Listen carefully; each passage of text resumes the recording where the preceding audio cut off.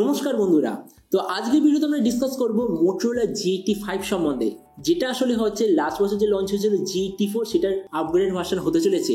আর এই যে G85 বলে যে স্মার্টফোনটা, এটা ইউরোপের মার্কেটে যে রিটেলার সাইট ওতে পুরো এসে গেছে। তো এই জন্য এই ভিডিওতে আমরা ডিসকাস করবো এই যে G85 বলে যে স্মার্টফোনটা আসতে চলেছে এটার পুরো স্পেসিফিকেশন আর প্রাইস, আর যে দামে এটা লঞ্চ হবে তো সেই দামে নাকি সবচেয়ে ভালো ডিভাইস হবে কি হবে না, এই ভিডিওতে আমরা এটার সম্বন্ধে আলোচনা করব।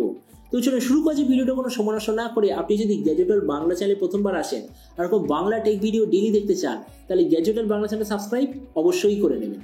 তো প্রথম আলোচনা করবো এই স্মার্টফোনটার ডিজাইন সম্বন্ধে। তো যেমন দেখতে পাচ্ছেন এবার যে G85 পেছন দিকে দেখতে হবে অলমোস্ট এরকম, মানে লাস্ট বছর যে G84 এসেছিল পুরো সেটার মতোই ডিজাইনটা হবে। এর থিকনেস হবে 7.6 মিলিমিটার আর ওয়েট 166 গ্রাম। এবারও এর পেছন দিকে আপনি পাবেন লেদারের ব্যাক কভার, আর কালারটা হবে সববারের মতোই প্যান্টোন সার্টিফাইড কালার। ডিসপ্লের দিক থেকে এতে আপনি পাবেন 6.5 inch full HD plus 120 hertz 10 bit পোলের ডিসপ্লে, যেটার সঙ্গে 240 হার্জের টাচ সামলিং রেট, 1300 নিটসের brightness, 20:9 aspect ratio, 93% screen to body ratio. আর ডিসপ্লের যে প্রোটেকশন সেটা হলো পান্ডা গ্লাসের ডিসপ্লে প্রোটেকশন। তেমনি সোজা কথা বলতে গেলে যে প্রাইস পয়েন্টে আসছে সেই হিসেবে ডিসপ্লেটা ঠিকঠাক আছে। প্রসেসরের দিক থেকে বলতে গেলে অ্যাকচুয়ালি একটু কনফিউশন আছে, কেননা ইউরোপের মার্কেটে যেটা এসছে ওতে আছে স্ন্যাপড্রাগন 695। কয়েকদিন আগে আমি খবর পেয়েছিলাম এতে একটা ডায়মেনসিটির প্রসেসর হতে পারে, মানে যেটা হবে ডায়মেনসিটি 7025। কিন্তু আবার এটাও ভেবে দেখুন, যখনই ইউরোপের মার্কেট থেকে ইন্ডিয়ার মার্কেটে কোনো স্মার্টফোন লঞ্চ হয় জেনারেলি প্রসেসরটা চেঞ্জ হয়। তো ওই জন্য আমার মনে হচ্ছে এতে আপনি পাবেন স্ন্যাপড্রাগন 6 জেনারেশন 1 প্রসেসর, যেটা 2024 সালের জন্য খুবই বেশি পপুলার। ক্যামেরার দিক থেকে এতে আপনি পাবেন 50 আর 8 মেগাপিক্সেলের ডুয়েল রিয়ার ক্যামেরা, সঙ্গে 16 মেগাপিক্সেলের সেলফি। এই যে রিয়ার ক্যামেরা ওটার সঙ্গে আপনি পাবেন OIS EIS দুটোরই অপশন। এই যে ফোনটা বলে শুধুমাত্র একটাই ভেরিয়েন্টে লঞ্চ হবে, যেটা হলো 12256 জিবি। র্যামের কোয়ালিটিটা LPDDR4X, মেমোরিতে আছে UFS 2.2, যেটার সঙ্গে হাইব্রিড কাস্টওয়াটের অপশন। ব্যাটারির দিক থেকে 5000 mAh ব্যাটারি, সঙ্গে 30 ওয়াটের চার্জার, আর কানেক্টিভিটি হলো USB Type-C। তো এবারই স্মার্টফোনের বাকি কিছু ফিচার বলতে গেলে এতে আপনি পাবেন Android 14 out of the box, 3.5 inch jack, dual speaker, under display fingerprint sensor, আর সঙ্গে IP68 এর ওয়াটার অ্যান্ড ডাস্ট প্রোটেকশন। আর এর OS আপডেট সাইকেলের দিক থেকে বলতে গেলে 2 বছরের মেজর OS আপডেট, 3 বছরের সিকিউরিটি আপডেট আপনি পেয়ে যাবেন। তো এবার সবচেয়ে মেন জিনিস, এই যে স্মার্টফোনে যে আসতে চলেছে কবে লঞ্চ হবে, কি দামে লঞ্চ হবে। দেখুন স্মার্টফোনটা অলরেডি ইউরোপের মার্কেটে এসে গেছে, তো ওই জন্য আমার যতদূর মনে হচ্ছে ইন্ডিয়া বাংলাদেশ এখানে লঞ্চ হতে হতে হয়তো এখনো 2-3 মাস বাকি।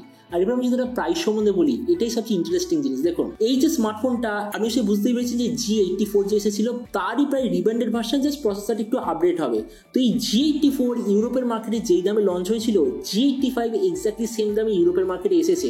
তার মানে আমরা এটা বলতে পারি ইন্ডিয়া বা বাংলাদেশের মার্কেটে G84 যে দামে ছিল G85 এই দামে আসবে। তার মানে ইন্ডিয়ার মার্কেটে G85 লঞ্চ হওয়ার কথা 17,000-এর আশেপাশে, যেমন আগের বারেও লঞ্চ হয়েছিল। আর বাংলাদেশের মার্কেটে লঞ্চ হওয়ার কথা 30,000 বাংলাদেশি টাকার নিচে।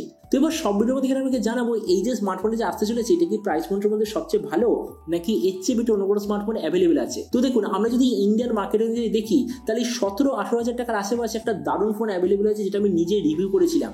ফোনটার নাম হলো iQOO Z9 5G। তো আমরা যদি ওটার সঙ্গে কম্পেয়ার করি, প্রথমত ডিসপ্লে এই দিক থেকে আমি বলবো মোটরোলা হবে বেটার, কেননা 10 বিট প্যানেল আপনি দেখতে পাচ্ছেন। প্রসেসরের দিক থেকে iQOO বেটার, কেননা iQOOতে আছে Dimensity 7200।